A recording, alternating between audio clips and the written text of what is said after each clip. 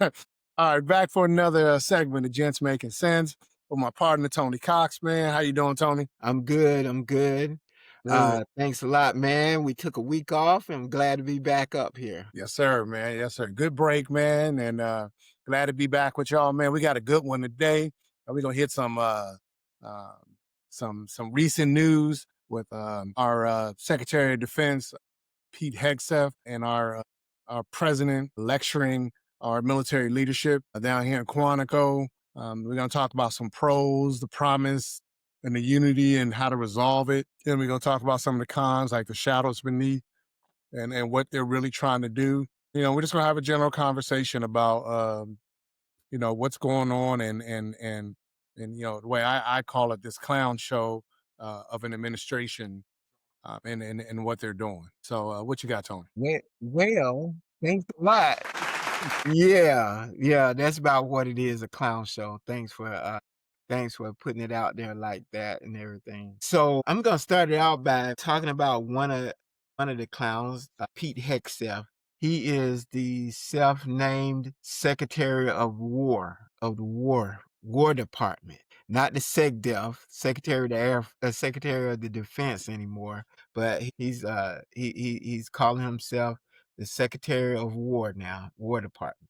I'm gonna give you some of his qualifications for holding the position that he in right now, this position of leadership, and you can kind of see why uh we should be concerned about this meeting. His military experience is Army National Guard. He was an officer from 2003 to 2006. Then he went back again and served from 2010 to 2014 and then 2019 to 2021. His rank was major. He deployed to Iraq and Afghanistan as Assistant Civil Military Operations Officer and Senior Counterinsurgent Instructor. 2 Bronze Stars, Joint Service Commendation Medal, Combat Infantryman Badge. I got a Joint Service Commendation Medal. Good grief. Death jockey, man. Exactly. Okay, so this is some good information that for the people that think when he called these Ivy League people, he graduated from Princeton University with a bachelor degree in politics. And he got his master's at Harvard Kennedy School of Masters in Public Policy. Mm-hmm. So go figure. He's an Ivy League guy too, Mm-hmm. you know? So leadership and advocacy. This is the extent of his leadership. Vets for Freedom, which went bankrupt a couple times, and Concerned Veterans for America. Led 2 post 9/11 veterans organizations focused on military reform and veteran policy. These organizations are very small organizations, and I think all of them are nonprofits. And he was Fox News contributor. Co-host was Fox and Friends Weekend from 2017 to 2024, using media to shape public opinion on defense and national security. Publications, he wrote a couple of books, America Crusade and The War of Warriors. His confirmation by all means was not the easiest confirmation. People have various ideas about his leadership, how important he was, as far how important his past leadership roles were. His confirmation required J.D. Vance, the vice president, to put the deciding vote in. There's a lot of criticism that can go towards him. He's very bravado, and once we get into these conversations about what went on with these meetings, you can see what we're talking about. Did you see any of all of the video of these meetings? Did you see anything? I didn't watch it all. I mean, I saw clips and Yeah. read articles Of the about. clips, that you saw, first and foremost, let's tell them, because of our military service, let's tell them how crazy and how odd it is to get all those generals in one place at one time, and how much money that was wasted on this in this little venture. Yeah, now I don't know exactly how many brass we have. I've just been away from the service too long, but I think it's around 600 total military brass with stars. When you go across to all the services, they are in every corner of of the world where we have military people. You got at least 20 or 30 that just control from the Navy perspective. The Navy has 7 fleets. So you have at least seven at 4-star, 3-star admirals, um, running those. And then you have their staff, which a lot of times is 1-star, 2 stars, who support the 4-star. So the Navy's all over the place, a Marine Corps is all over the place, Army, Air Force. You have generals and admirals all over the world protecting people. Now, do they get together on their own? Yes, that happens probably once, maybe twice a year, where all of them get together to discuss to strategy and how the United States is going to operate with new directives and things like that. But nobody knows about that, and they are secretly flown into wherever that location is. And it's not just in the United States; it's around the world. It's on bases you'll never know. We didn't even know when we were in the service when that happened. But to have all of our brass fly to Quantico, so essentially, and tell people that all of our brass is in one location in the United States. So, I mean, if somebody was crazy enough to try it, they could have taken a shot at all of our military brass in at Quantico, sitting on a Quantico base, which, by the way, is not the most protected base that we have in the world. To have them come there for the Secretary of Defense and the President of the United States to come there and to lecture them. These are 50, 60-year-old men and women that have spent their entire lives defending our country. And you're sitting there and preaching to them about fitness? Really, Secretary Hegseth? Seriously? Our president today is probably one of the most unfit presidents in the history of our country. It's not, well, the history, yeah, but in the last 20 to 30 years, he is Exactly. probably the most And unfit. and the secretary, by the way, this is a guy who had to promise to stop drinking to get the current job he has. He was so much of a drunk, they had to force him to stop drinking in order to maintain this job. Which means that when he was on Fox News and all those TV stations, he was a drunk. But And he yet had the you're going nerve to to say go and he had the nerve to say, "No more beers." exactly. And then he's going to tell the military that we're going to bring back hitting on recruits. Really? That's what's important to our leadership in the United States, is that we should manhandle and abuse our troops. I mean, I don't understand that. I mean, I literally don't understand that question. And then you're like, okay, and we're going to make female troops do the same thing as our male troops. That's what you came and brought all of our brass to Quantico to do, is to tell them that they're unsat, right? To tell them that they're physically out of shape, to tell them that our female troops are uh, um, less than, to tell them that African American leadership is DEI, because that's what he implied. All of that to bring them in and insult them.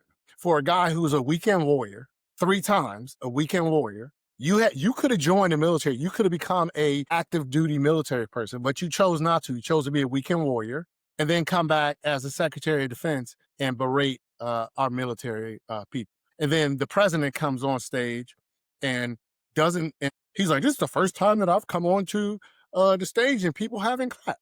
Now, I don't know why they didn't clap. I don't know if they didn't clap because they didn't want to, or he doesn't realize that it's against protocol for you to celebrate and to clap like that when you're in uniform. That didn't doesn't know. normally happen. You don't typically see military people stand up yelling, going, "Yay, yay." We don't uniform. That's called maintaining your military bearing.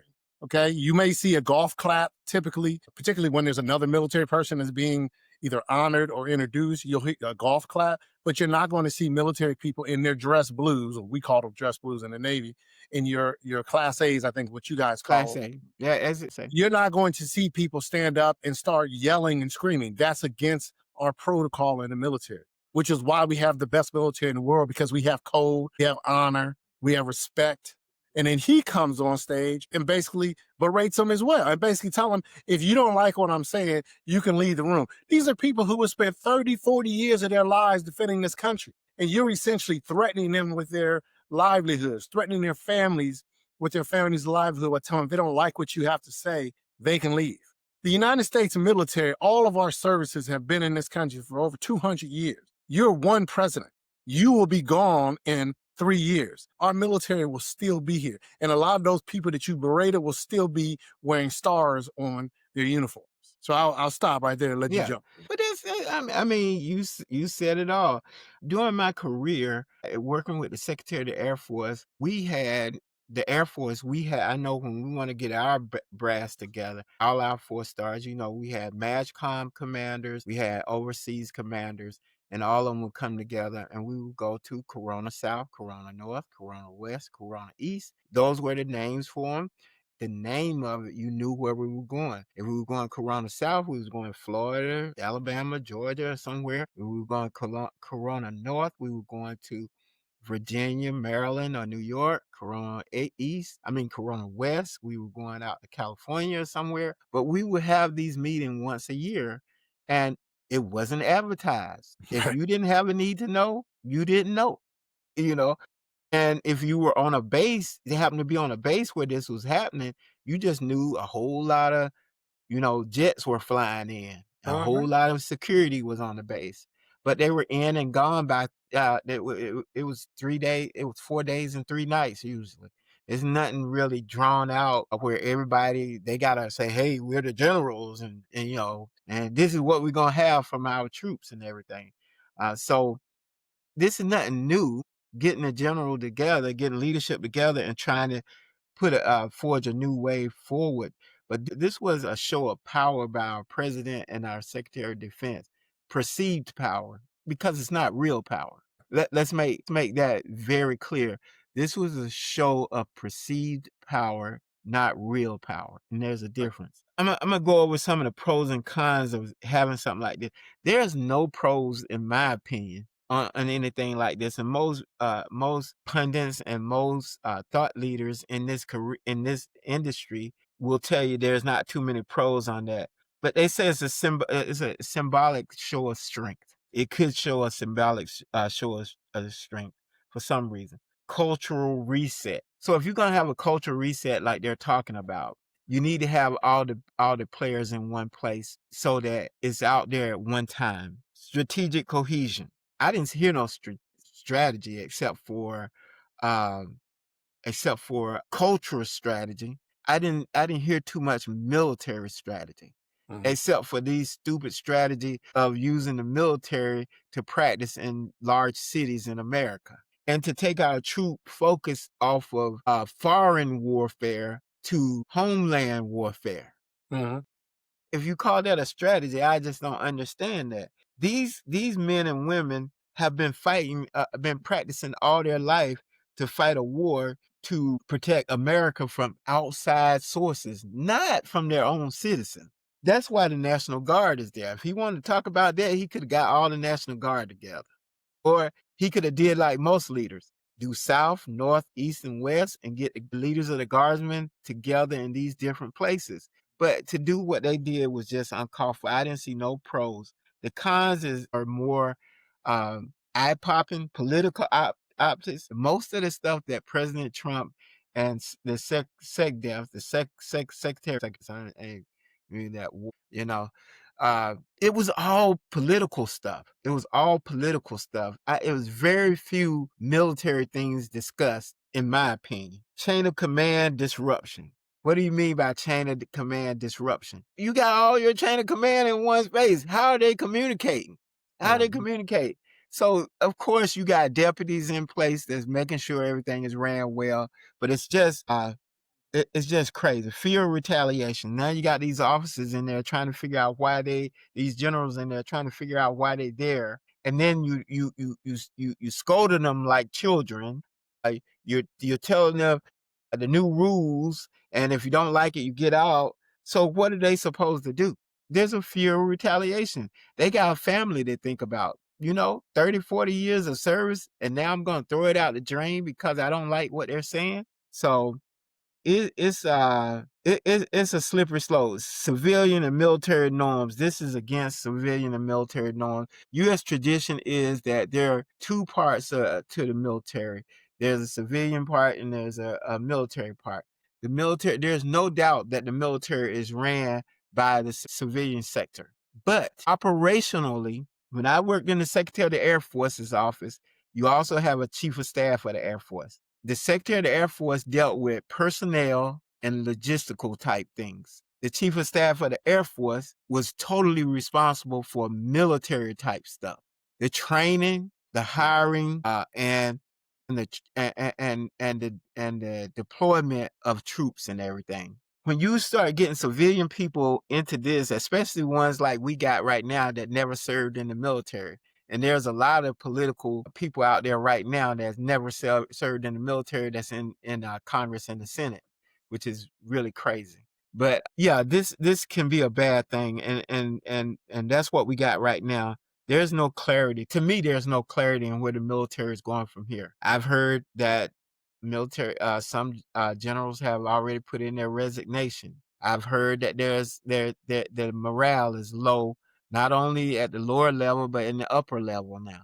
So this only hurts our military. And so tell me, we've talked about basically what went on. So tell me, what do you think, and how do you think that this affects African Americans, minority? Well, let me go back and say minorities and women in the military. Well, I, I'll go back to what some of the stuff that you were saying, 'cause I think that's important. Okay, And you good. were talking about chain of command. I mean, we in the military, those of us that have served in the military, understand chain of command, and we understand that that is the core principle of why our military is the best military in the world, and why we're the most disciplined military in the world, and why we're the most successful military in the world, because of chain of command.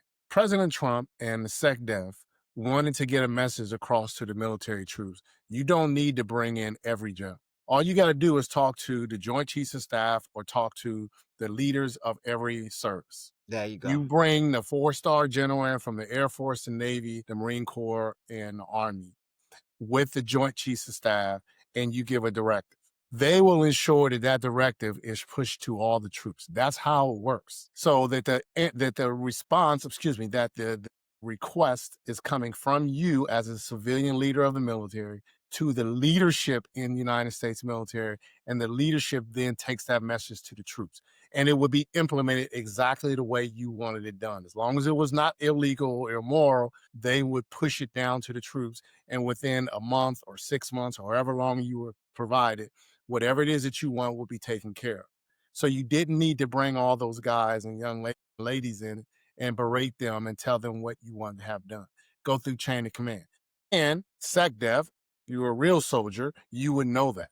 You would Right. know how that works. As far as how it affects Black people, is essentially what the Trump administration wants, and a lot of people who support him want, is the military to be like it was in the 40s and the 50s, right? Where everybody that's in command is either a white or a male. They don't want any females. They don't want any Black people in leadership in the United States military. That's what they want, which is why they label anybody who shares our reflection as D, because they want to put out there that, oh, this Black guy didn't earn the position that he's in, or this woman didn't earn the position she was in. She got it because she's a woman, or they got it because they're Black. That's what they want. They want the military command to look just like it did in the 40s, in the 50s. And I mean, this is, this is their plan of the way to do it.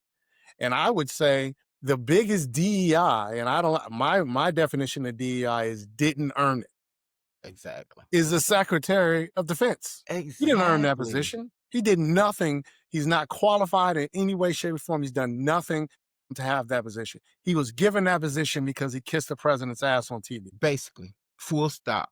That's it. Exactly. So, I Go mean, ahead. we I'm don't, sorry. huh?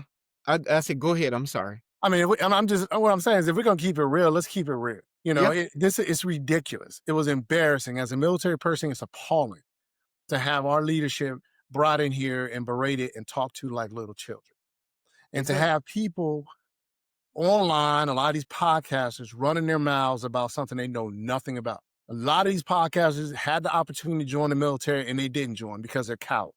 We have 4 specific things in the military, mostly Marines use, but because I'm former Navy, I know, is God, country, honor, code. Simple as that. That's Yeah. what the military is about. God, Yeah. country, honor, code. And all the military have their own core values too. Let's not forget the core values. The Exactly. Air Force core values: integrity first, service Exactly. before self, Right. excellence in all we do. And we And know these things. right. Well, it's drilled into you from the Yeah. second you get off the plane for boot camp. or the Yeah. second that an officer goes into officer candidate school, it's Mhm. drilled into you. One person, one military, many voices, many people, one mission. And the Secretary of Defense and the president tried to destroy that in one day. Day. Then one One day. single day, they tried to destroy over 200 and some years of our military having discipline, our military being structured, our military understanding what their role is, Staying out of hell out of staying politics. out of politics. And then you come in and you basically tell our military, we are going to sick you onto civilians. Crazy. I mean, it's just insane of how people in this country, a lot of people who are in powerful positions, are just standing back and saying, "Hey, Yeah. Got their hands clean and we're everything. not we're not going to do anything. He can do whatever it is that he wants to do. It's all good with us." We gonna be saying not too long, it ain't good when the rabbit got the gun. Yep, We gonna be saying that pretty soon. It ain't gonna be absolutely. long. It ain't gonna be long. Well, and you know, I've said on here for at least the last since this administration has been in office, is that they're not going to be in office forever, and all the companies who are bending the knee are going to try to come running back specifically to the Black community and to communities that they are abusing in this administration, and want you to spend your dollars in their place. Amazon, Walmart, Target, all these big box, Home Depot, all these big box stores who are gladly okay with the madness that's going on right now because they're making money. The pendulum is going to swing. And when it does, I'm going to remind all the people who share my reflection and all the people who believe in what we believe in of the companies that did what they did. Exactly. Exactly. Let me share this with you. With this meeting, like you say, due to the sweeping changes that they appear to be doing, it's gonna roll back decades of Oh, yeah. Mhm. inclusion efforts that we had. The word itself says together. Mhm. We're including everybody together. He said real clearly, we want to eliminate DEI and identify and identity programs. DEI offices has been disbanded, declared the end of diversity and let me go back over. Equality. Declared the end of diversity, equality, and inclusion offices for gender-related initiatives. Cultural erasure, the move to signal that rejection of programs that have historically supported underrepresented groups in the military, including Black, Hispanics, LGBTQ plus, and female service members. Meaning, for the whole time I was in the military, we always had what we call Black History Month. And it's only 1 month where we celebrated the Black culture. Yeah, it's a Hispanic month where you celebrate Hispanic culture. Native American, where you celebrated Native American culture. The rest of the year, we just celebrate America as it Mhm. is. Mhm. We're not asking for much. Mhm. You know, it ain't like we want you to bend the knee to us and say y'all are holier than I. The impact on women in combat is going to be great. Women will no longer be qualified to do certain warfighting missions, which I think was really callous on his part in the way he talked about it. So be it. If you can't do it, so be it. You know, very callous and not understanding at all. Reducing representation. He don't want their combat role, like I said, is going to be cut back and everything. Grooming standard and racial biases. When you talk about having beards and stuff, Black men in particular, because of the way our hair grow on our face, we get this disease called pseudofolliculitis. Mhm. And all Black men in the military understand this, and all leadership understand this. I think he just want us walk around bumped up and red and bruised all the time and Mhm. everything. And for the most part, it's a non-issue. Right. You can go on a base right now and you may see, if you go in a unit, you may see 10 people in a Right. 200 Yep. man unit Yep. with beards. It's a Well, I know. non-issue. Well, I know when we were in the Navy, we used to call them. We used to have these things. We called them chits. Basically, it was a piece of paper that you would get Yeah. from Yeah, a the chit, doctor. some piece of paper, Right? yeah. Yeah, chit, a medical chit. And when we were out to sea, what difference does it make if a person has a 5 o'clock shot? What difference does it make? It makes no difference on the ship when Yeah, we're out in the middle of the ocean. Nobody sees us. We're not being seen by any American or anyone else. it's It a doesn't matter. When non-issue. we every time we got close to uh docking somewhere or got close to going into a country, everybody's clean shaven, uniforms, snap, crackle, pop, boom. You look like a United States military person. But I mean, if I'm working in the '07 deck of the aircraft carrier, why does it matter if I have a beard or not? There you go. It's a non-issue. Like I said, my 21 years in the military, every unit I was in, there were very few people that had shaving waivers. And Right. we call them shaving waivers in the Air Force. And you were required to show your waiver if asked by a superior NCO or officer. They'll say, let me see your shaving waiver. Yeah. You have to bring out your shaving waiver You have to and show carry it. it. Yeah. It's a doctor. It's a real live doctor that's telling you that this person needs this, Sure. and he's gonna override this and everything.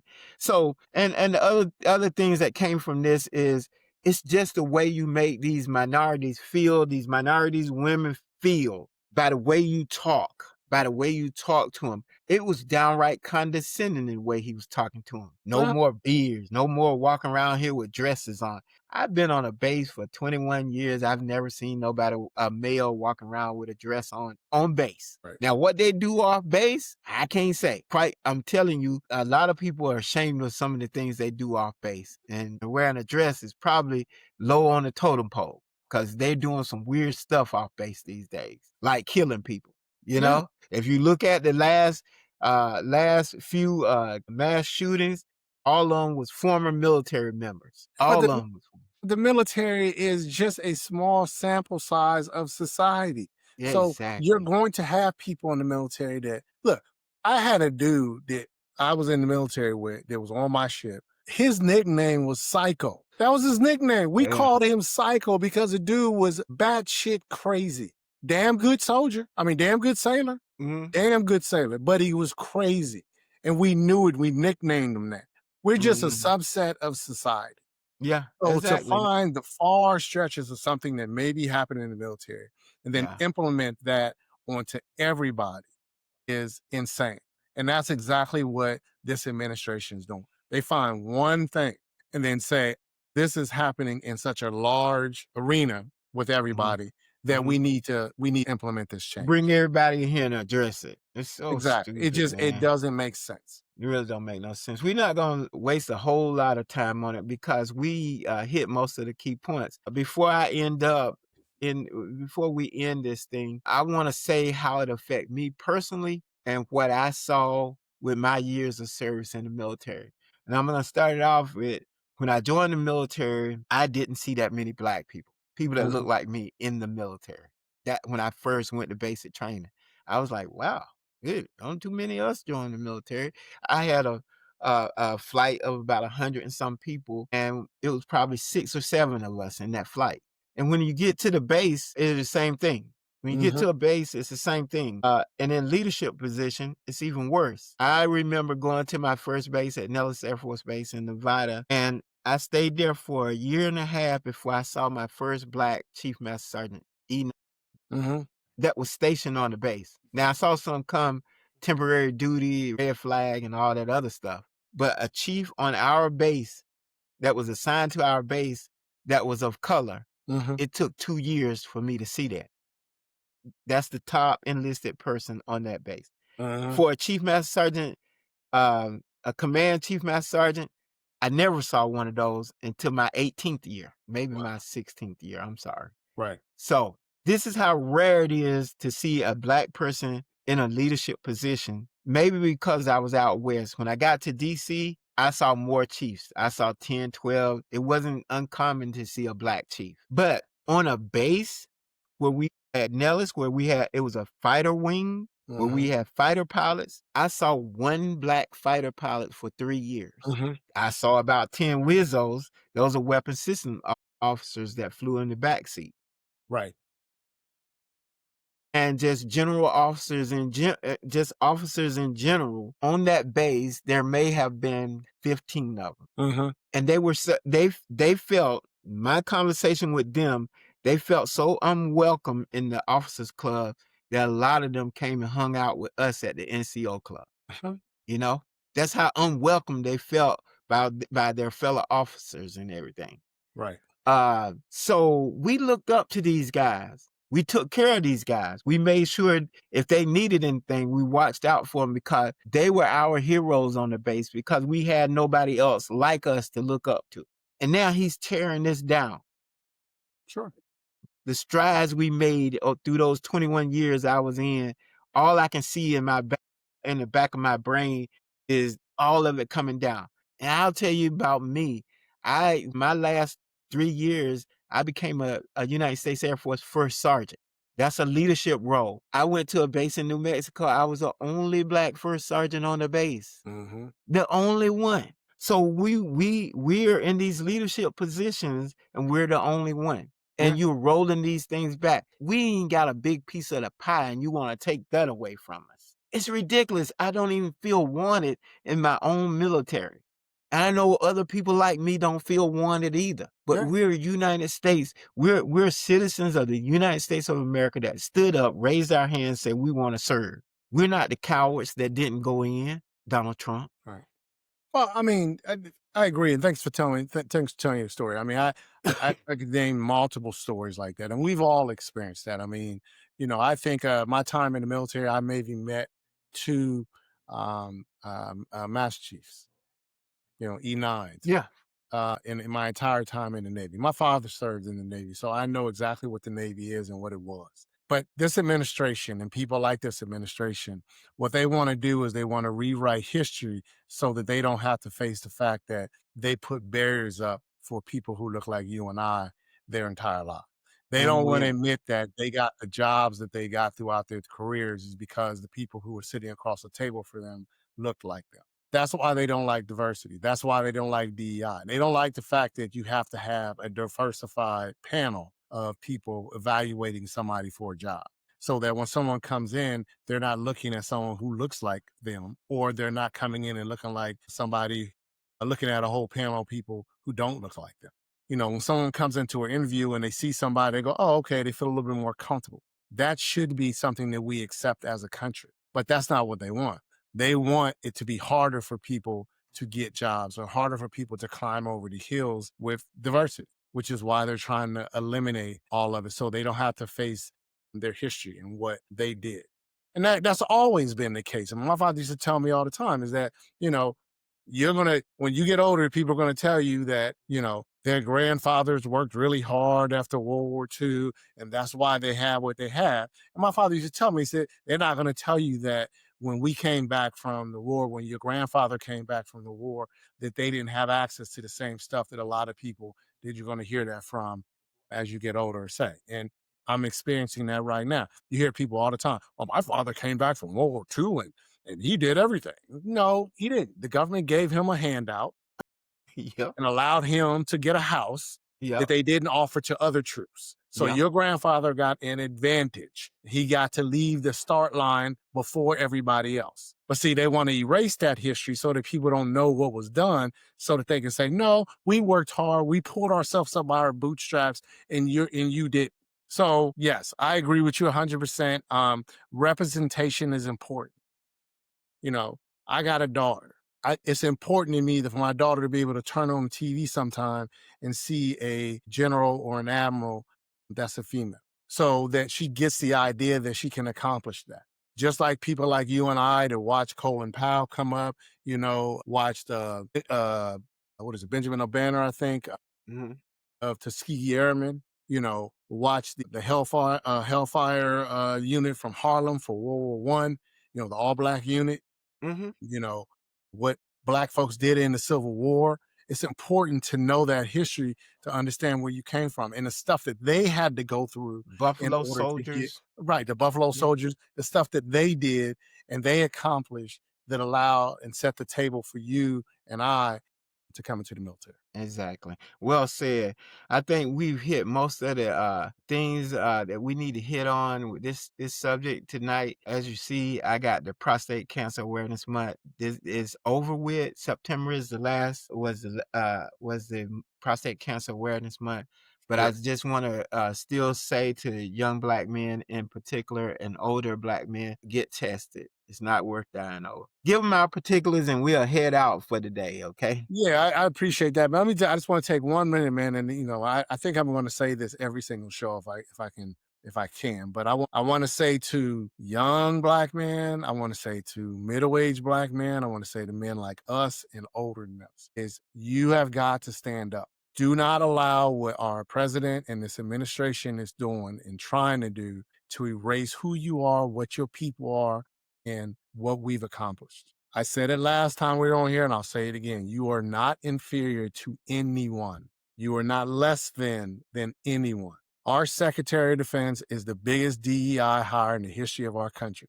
Do not allow him, a Ivy League graduate, by the way, right, a weekend warrior, by the way, tell you that you're less than, because you are not. So if you decide you want to go into the military, you go in the military and you make your people proud, you make your family proud, do what you're supposed to do. That's Exactly. all I want to say. Okay. Thank you for that. I appreciate it.